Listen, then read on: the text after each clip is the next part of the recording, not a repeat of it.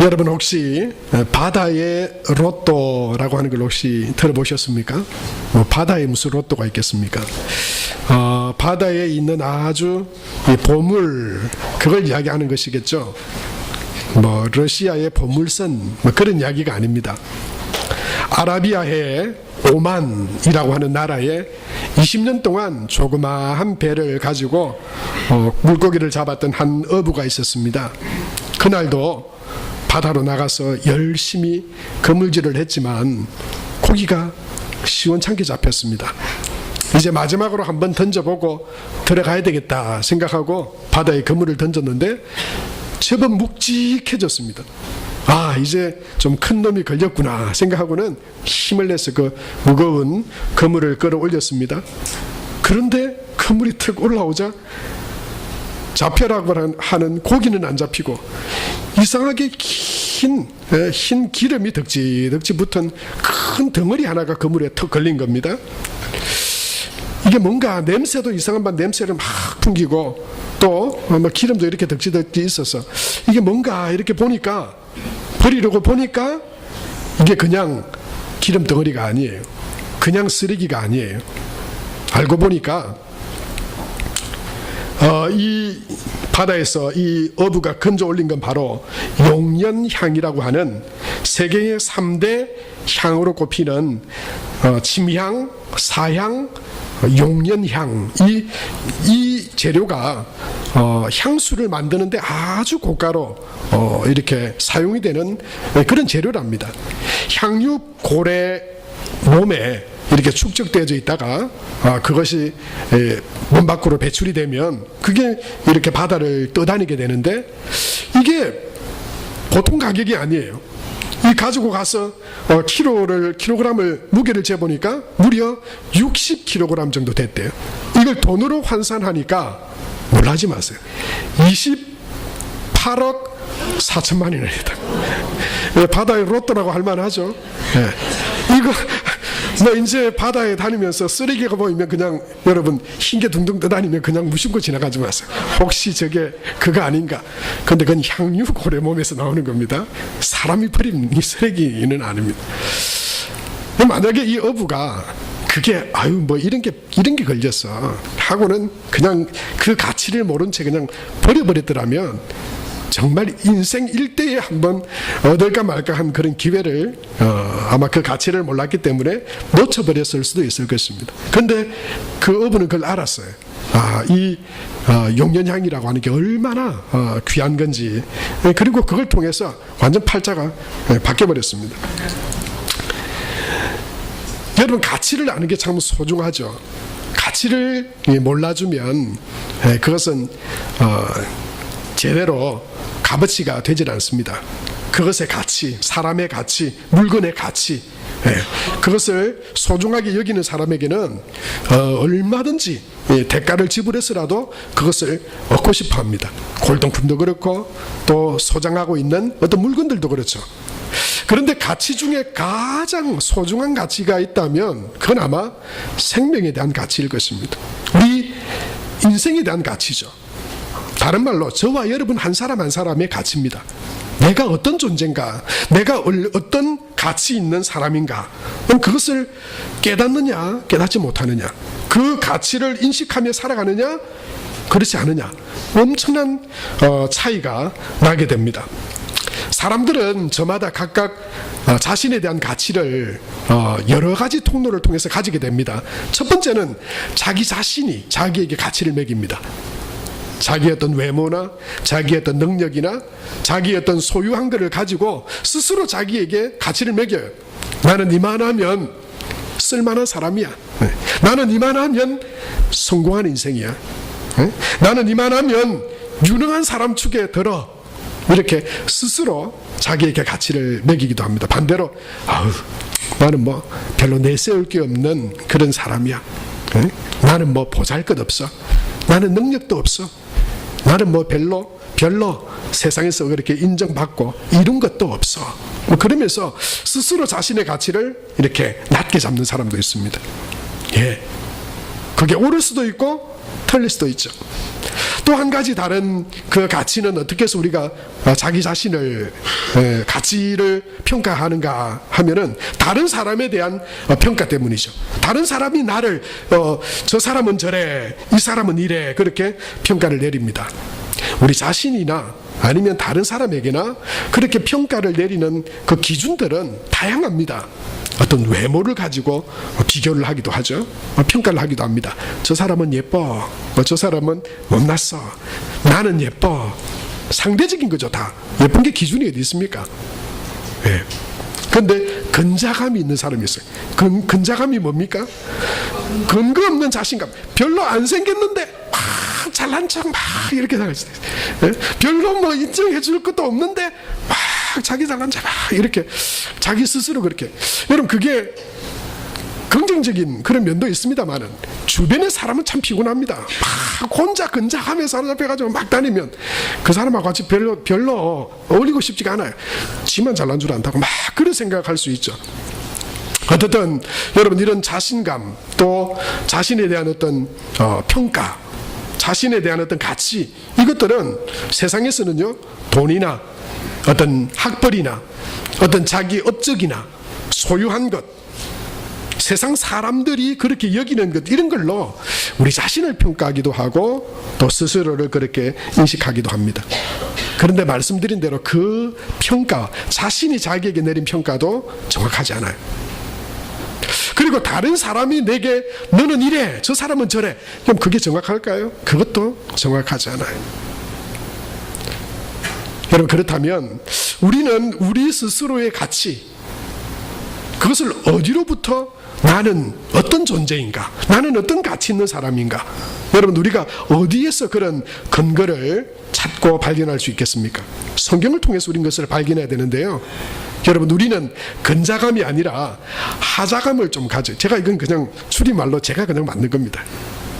어디 가서 뭐 여러분 너무 자랑스럽게 이야기는 하지 마세요. 제가 해놓고 보고도 별로 그렇게 입에 착착 붙진 않아요.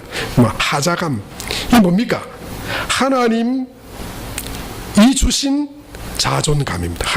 하나님이 주시는 자존감. 하나님 안에서 나는 어떤 존재인가. 여러분, 그게 사실은 중요해요. 예? 다른 사람이 또는 내가 가진 것으로 이게 아니고요.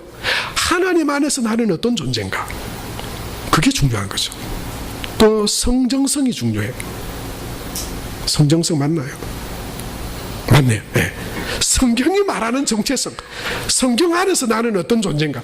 성경이 우리 인간을 뭐라 그러고, 성경이 하나님 믿는 사람을, 하나님 믿는 나를 어떤 존재라고 말하는가. 여러분, 그 안에 우리가 살아야 돼요. 세상의 사람들이나 또는 내가 느끼고 내가 스스로 평가한 거기에 사로잡혀서 조금 뭐 괜찮고 좀 남보다 나은 것 같으면 막 좀 더 나은 듯이, 근데 조금 뭐가 안 되고 없으면 막 세상의 실패자처럼, 그런 게 아니라고 하는 거죠. 우리 믿음의 사람들이, 하나님의 자녀들이 붙들어야 되는 건요, 하나님의 자녀로서의 자존감을, 여러분, 어느 순간에도 우리가 그걸 놓치면 안 돼요. 성경 안에서 말하는 인간, 성경 안에서 죄로부터 구원함 받은 하나님의 백성을 누구라 그러고 뭐라 그러는가. 여러분, 우리가 그걸 붙들어야 돼요. 그래야 휘둘리지 않습니다. 그래야 우리가 방황하지 않습니다. 그래야 우리가 절망이나 어떤 상황 때문에 낙심하지 않습니다. 왜냐하면 하나님은 우리를 그렇게 평가하시지만 우리를요 깔아뭉개려고 하고, 조금만 뭐가 약하고 부족하면 쓸모없는 인간이라 말하고, 여러분, 그렇게 우리를 비난하고 우리를 참소하는 존재가 있습니다. 그래서 우리가 다 하나님이 주신 자존감, 하나님 성경 안에서의 정체성을 우리가 분명히 붙들어야 되는데요, 그 존재가 바로 오늘 성경에 보니까 여호수아 옆에서 여호수아를 막 고소했던 존재인 사탄입니다. 오늘 1절에 보면 이렇게 말씀하고 있죠. 우리 1절 다 같이 읽겠습니다. 시작. 대제사장 여호수아는 여호와의 천사 앞에 섰고 사탄은 그의 오른쪽에 서서 그를 대적하는 것을 여호와께서 내게 보이시니라. 스가랴라고 하는 선지자가 하나님이 주신 환상을 봤는데요, 이건 실제 그 당시에 존재했던 여호수아라고 하는 인물입니다. 이 여호수아는 이스라엘 백성들이 우상을 섬기고 하나님의 계명을 떠나 죄 가운데 실패했죠. 무너졌죠. 예루살렘도 무너지고 나라가 뺏겨버렸어요. 죄를 짓고 쫓겨가듯이 끌려갔죠. 예. 참 수치스러운 역사가 있어요. 그런데 하나님께서 다시 하나님의 전적인 은혜로 그들이 예루살렘으로 다시 돌아와서 하나님의 성전을 짓게 합니다. 그런데요, 그게 좀 어려움도 있고 그것을 가로막는 대적자들도 있고 그래가지고 그게 무려 16년 동안 그 성전 공사가 중단이 돼 있었어요. 그것을 다시 시작하도록 하나님께서 세우신 사람이 바로 여호수아예요. 그런데 아직 시작하지 않았어요.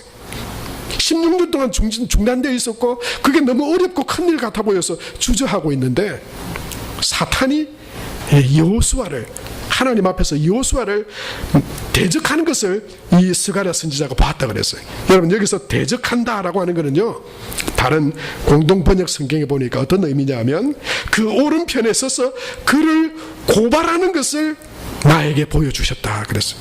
뭐라고요? 사탄이 지금 하나님 앞에서 여호수아를 막 고발하고 있는 거예요. 뭐라고 고발했겠어요? 하나님, 이 인간은 용기도 없는 인간입니다. 하나님께서 그렇게 죄 가운데 다시 그 쫓겨갔던 것들을 돌아오게 해서 하나님 다시 세워주셔서 하도록 했는데 이거는 그것도 못 밀고 가는 무능한 인간입니다. 하나님 은혜를 깨닫지도 못하는 어리석은 놈입니다. 자격 없는 놈입니다. 하나님, 그 자리에서 팍 끌어내려 버리십시오. 고발하고 비방하고 비난하고 존재의 가치 자체가 하나님의 사랑이, 하나님의 손길이 낭비입니다. 낭비. 안 됩니다. 인간은 끌어내리세요.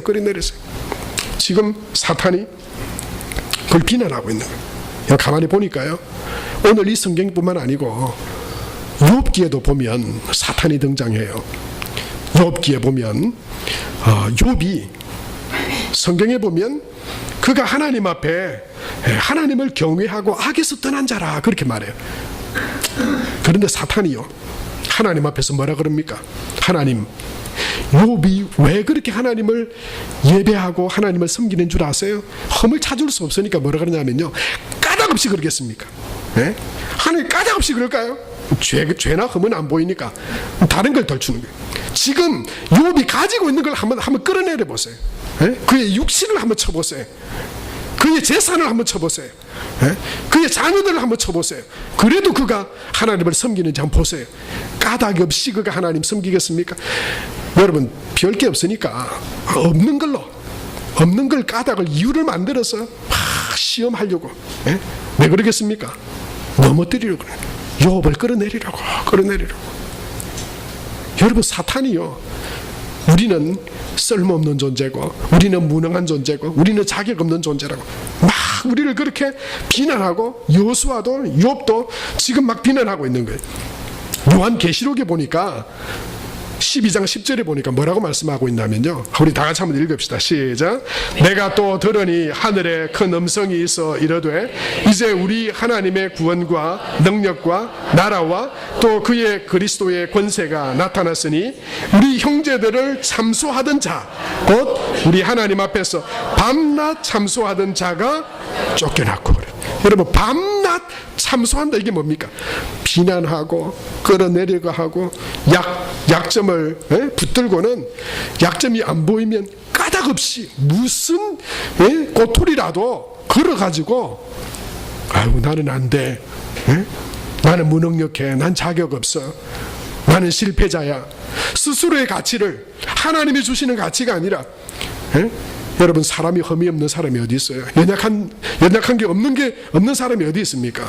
세상에서 그러면 세상에서 인정하고 인정해주는 가치, 그게 영원한 건가요? 아니잖아요. 또 우리가 실수하고 허물도 있고 연약한데 사탄은요, 그걸 가지고 꼬투리 잡고 비난하고 막 고소하고 너는 별 볼 일, 너 또 넘어지잖아. 너 또 넘어지잖아. 너 아무것도 아니잖아. 너 안 되잖아. 니까짓 게 뭐. 온갖 그런 비난과 비방으로 우리를 비난하는 거예요. 여러분, 성경이 뭐라고 그래요? 밤낮 참소한다 그랬어요. 밤낮. 여러분, 그래서 우리가 까딱하면요, 그리스도인들도 어디 붙잡히냐면 사탄이 평가하는 그 평가가 진짜인 줄 알고 나 자신을 그렇게 본다니까. 아유, 내까짓 게 뭐, 나는 내 인생은 별 볼 일 없어. 내가 뭐가 있냐? 내가 돈이 있냐, 능력이 있냐, 백이 있냐, 얼굴이 있냐, 뭐가 있냐? 여러분, 거기에 사로잡혀가지고, 여러분, 그러면요, 아무것도 못합니다. 나를 그런 가치로 여겨버리면, 나를 통해서 할 수 있는 하나님이 하시고자 하는 여러분 일들요, 다 차단돼 버려요. 아무것도 아닌데 못하는 존재인데 내가 뭘 하겠어요? 거기에 다 그냥 그렇게 절망하고 낙심하고. 여러분, 그게 사로잡히면 안 되는 거죠. 때때로 여러분, 우리도 그럴 때가 있어요. 안 좋은 것, 부족한 것, 약한 것, 그것만 보이는 거예요. 비난하고 조롱하는 그런 경향을 우리도 가질 수 있어요. 그런데 여러분, 그건 하나님의 평가가 아니에요. 여러분, 성경 어디에 하나님이 비난하고 조롱하고, 여러분, 성경에 믿음의 사람들은 다 완전한 사람들이었나요? 아닙니다. 그들도 여전히 흠이 있고 부족한 것들이 있는 사람들이었어요. 그런데 하나님은 그들을 비난하고 그들을 막 조롱하고 약점 찾아가지고 그 약점으로 막 넘어뜨리려고, 여러분, 그렇게 하지 않는다고 하는 거예요. 여러분, 하나님 앞에서 책망과 멸망받을 존재가 누굽니까? 바로 하나님의 백성을 비난하고 참수하던 바로 이 사탄이에요.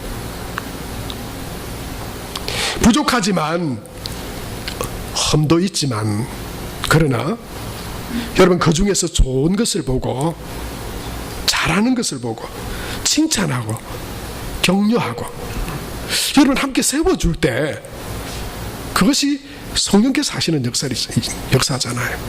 성령은 우리를 격려하고 도우시고 인도하시는 분이잖아요. 하나님께서 여러분 우리를 사랑하시는 분이잖아요. 그래서 기다려주시고 약하고 부족하지만 기다려주시고 인내하시고 자기 몸을 우리를 위해서 들이셔서 십자가에 달리셔서 연약하고 부족한 우리 거를 다 담당해 주시고, 그게 하나님의 역사잖아요. 사랑하는 성도 여러분, 저와 여러분의 말도 삶도 여러분 그런 은혜의 통로로 사용되어지기를 축복합니다. 흠도 보이고 연약함도 보이지만 여러분, 그게 아니라 그 안에 장점들을 발견해 주고, 그래서 하나님께서 막 그 여호수아가 막 그 자격 없다고 비난할 때 하나님께서 뭐라고 그러십니까? 오늘 2절 말씀에 보면, 2절에 보면 이렇게 말씀하고 있죠. 여호와께서 사탄에게 이르시되 사탄아, 여호와께서 너를 책망하노라. 예루살렘을 택한 여호와께서 너를 책망하노라. 이는 불에서 꺼낸 거슬린 나무가 아니냐. 그렇게 말씀했어요. 하나님이 도리어 그 여호수아를 책망하고 비난하고 대적하는 그 사탄을 책망하셨어요. 그리고는 그 여호수아를 이렇게 말씀하시죠. 불에서 꺼낸 거슬린 나무가 아니냐. 이게 무슨 뜻일까요? 불에서 꺼낸 거슬린 나무. 여러분, 이건요, 생명도 없죠. 그걸 어떤 목재로 쓸 수 있겠습니까? 모양도 시커멓게 거슬려 가지고 반쯤 타다가 만 거슬린 나무. 아무짝에도 쓸모없는 거 맞아요. 모양도 볼품없는 거 맞아요. 그냥 땔감으로 그냥 태워져 없어져 버릴 수밖에 없는 거 맞아요. 사탄이 여호수아를 보면서 비난한 거 맞아요. 아니, 왜 그렇게 주저하고 있고, 왜 그렇게 아무것도 못하고, 하나님의 은혜를 주시고 또 하나님 도와주신다 그러는데 아무것도 못하고 있는 그 모습이 마치 불에서 꺼낸 거슬린 나무 같아요. 생명력도 없고 소망도 없어 보이는 것 같아요. 사탄은 그것을 보고, 그래, 막 그걸 보고는 막 짓밟습니다. 그래, 죽어라. 너 그래 아무것도 못하니까 넌 그냥 확 죽어라. 넌 니까짓게 뭐 막 비난하지만, 그런데 하나님은요, 그 불에서 꺼낸 거슬린 나무 같은 그 여호수아를 불쌍히 여기시는 거예요. 그런 그를 긍휼히 여기시는 거예요. 그래서 그것을 비난하는 사탄을 도리어 책망하시는 거예요. 여러분, 거기에서 차이가 나타나죠. 거기에서 그 평가가 달라집니다. 똑같은 상황이지만 보는 시각과 각도가 다릅니다. 사탄은요 비난하지만 하나님은 긍휼히 여기시고 사랑하심으로 하나님은 또 다른 가치를 부여하십니다. 누가복음 15장에도 보면 이와 비슷한 이야기가 있어요. 아버지에게 유산으로 받을 상속을 받아서 둘째 아들이 먼 땅으로 가서 그 있는 재산을 다 그냥 허비해버리고 거지가 됐습니다. 아무도 돌봐주지 않는 거지가 됐어요. 남루한 때가 조롱조롱 막 흐르는 신발도 옷도 누더기같이. 근데 이 아들이 아버지 집을 향해서 오잖아요. 아버지는요 그 아들에게 책망하지 않습니다. 그리고는 그의 옷을 벗기고 씻기고 그의 신발을 신기고 그 손에 가락지를 끼워주세요. 그리고 그 돌아온 아들을 기뻐하여서 잔치를 벌였습니다. 그런데 여러분 그 이야기에 또 다른 똑같은 상황이지만 또 다른 행동과 표현을 하고 있는 사람이 있습니다. 그게 누굽니까? 첫째 아들이에요. 큰아들이에요. 큰아들 되신 분들, 그 큰아들 말고 이 누가복음 15장의 큰아들은 절대 되시지 마시기 바랍니다. 저도 큰아들인데요. 여러분 이 큰아들은 뭐라 그럽니까? 누가복음 15장 30절에 돌아온 동생을 보고 이렇게 말합니다. 그리고 그를 향해서 잔치해준 아버지를 보고 이 큰아들이 이렇게 말하는데요. 같이 한번 볼까요? 아버지의 살림을 창기와 함께 먹어버린 이 아들이 돌아오매 이를 위하여 살찐 송아지를 잡으셨나이다. 나는 아버지한테 있었잖아요. 난 집도 안 가고 집을 안 떠나고 아버지한테 유산 달라고도 하지도 않고 나는 집에 가만히 집을 집시키고 있었잖아요, 아버지. 그런데 나한테 해준 게 뭐가 있습니까? 그런데 창기와 더불어 먹어버린 저 아들이 돌아오니까 아버지 잔치를 해주는 거예요. 이 아들의 속이 뒤집어진 거예요. 그런데 아버지는요 뭐라고 말하시냐면 누가복음 15장 32절에 보면 이렇게 말씀하세요. 우리 같이 한번 읽읍시다. 시작. 이 내 동생은 죽었다가 살았으며 내가 잃었다가 얻었기로 우리가 즐거워하고 기뻐하는 것이 마땅하다 하니라. 그렇게 말씀합니다. 뭐가 이렇게 다르게 평가할까요? 여러분 누구의 평가가 옳은 걸까요? 우리는 우리 자신을 향해서 평가하고 말씀하시는 누구의 말을 옳은 것으로 여기며 살아가야 될까요? 큰아들의 이야기입니까? 사탄의 이야기입니까? 우리를 사랑하지도 않고 우리를 긍휼히 여기지도 않는 그들의 이야기가 우리의 가치일까요? 아닙니다. 아들을 사랑하는 그 아버지의 말이 여러분 그것이 우리를 사랑하시는 하나님이 우리를 어떤 존재로 여기고 계시고 우리가 어떤 가치를 가지고 살아가는 존재인가를 나타내주고 있는 것 아니겠습니까? 아들을 사랑하는 아버지가 볼 때 약하고 흠이 많지만 그 아들은 여전히 아들이에요. 잃었다가 죽었다가 죽은 줄로만 알았던 아들이 살아온 더 귀한 아들이에요. 그래서 너 왜 그랬냐 비난하고 니 같은 거 그냥 집 나가 오지마 막 이렇게 하지 않고 그냥 그 아들을 받아주고 다시 입혀주고 세워주고 그의 모든 것들을 다시 회복시켜 주시죠. 사랑하는 성도 여러분, 저와 여러분에게도 흠이 있습니다. 어려움이 있습니다. 약한 것들이 있습니다. 그걸 우리는 알고 있습니다. 그래서 우리 스스로나 또는 우리를 비난하는 밤낮 없이 비난하는 사탄이 그 우리의 약점과 약함을 보고 비난하고 우리를 막 조롱할 수 있어요. 왜 그럴까요? 우리를 그는 사랑하지 않습니다. 우리가 망하기를 원하는 존재예요. 그것을 우리의 가치로 삼아서는 안 됩니다. 도리어 저와 여러분을 흠이 있고 부족해도 그 아들 예수 그리스도를 통해서 우리를 하나님의 자녀로 부르신 하나님께서 우리를 무엇이라 부르시고 하나님께서 우리를 뭐라고 말씀하시는지 하나님이 말씀하시는 그 말씀의 정체성, 자존감을 저와 여러분이 붙들고 살아갈 수 있게 되길 바랍니다. 그것의 끝판왕은 제가 볼 때는 성경의 다윗이에요. 다윗. 골리앗하고 전쟁이 났는데 그 전쟁터에 아버지 심부름으로 갔잖아요. 형들이 뭐라 그럽니까? 와 깔아뭉개는 네가 여기 니까지 여기 왜 왔냐 니 조그만한 게 전쟁 구경하러 왔냐 그 이야기에 어이구 기죽어 그래 나는 뭐 형님들한테도 뭐 순서가 꼴찌니까 내가 뭘 하겠어. 그랬다면 다윗은 없습니다. 뭐 형들이야 뭐 그렇게 하든지 말든지. 사울 왕에게 갔는데 네가 한번 해보겠다고? 그래 내 갑옷을 한번 입혀줄게 하니까 갑옷도 맞지 않은 조그마한 체구에 니까지 있게 나가서 어떻게 하겠냐. 그럼 그래 그러게 말이에요. 내가 뭘 알 수 있겠어요. 이 조그마한 내가 우리 그 많은 군대도 못하는 걸 내가 어떻게 하겠어요. 그랬다면 다윗의 지금의 다윗은 없습니다. 그 골리앗 앞에 하나님을 비난하고 자기가 가진 것으로 나는 최고의 가치를 가진 존재라고 여기는 골리앗 앞에 다윗이 뭐라고 나갑니까? 니는 칼과 창과 단창으로 내게 오거니와 나는 네가 비난하고 네가 업신여기는 만군의 여호와의 하나님의 이름으로 내게 가노라 이렇게 말했어요. 저는 자존감의 끝판왕. 빌립보서 4장 13절에는 뭐라 그랬습니까? 내게 능력 주시는 자 안에서. 할렐루야. 여러분 우리의 능력이 아니잖아요. 우리는 부족하고 연약합니다. 그것으로 우리를 평가하고 너는 못해, 너는 안 돼. 그래서 주저앉게 하고 절망하게 하려고 하는 존재가 있습니다. 밤낮 그것으로 낙심하게 하려고 하는 존재가 있어요. 여러분 그 사탄의 음성 듣지 말고 하나님의 음성 들으시길 축복합니다. 하나님은 우리에게 뭐라고 말씀합니까? 우리 다 같이 한번 읽읍시다. 시작. 나는 세상의 소금과 빛이다. 나는 하나님의 자녀이다. 나는 하나님의 자녀요 하나님은 나의 아버지시다. 나는 새로운 피조물이다. 또요. 나는 성도이다. 나는 하늘의 시민이요 천국 백성이다.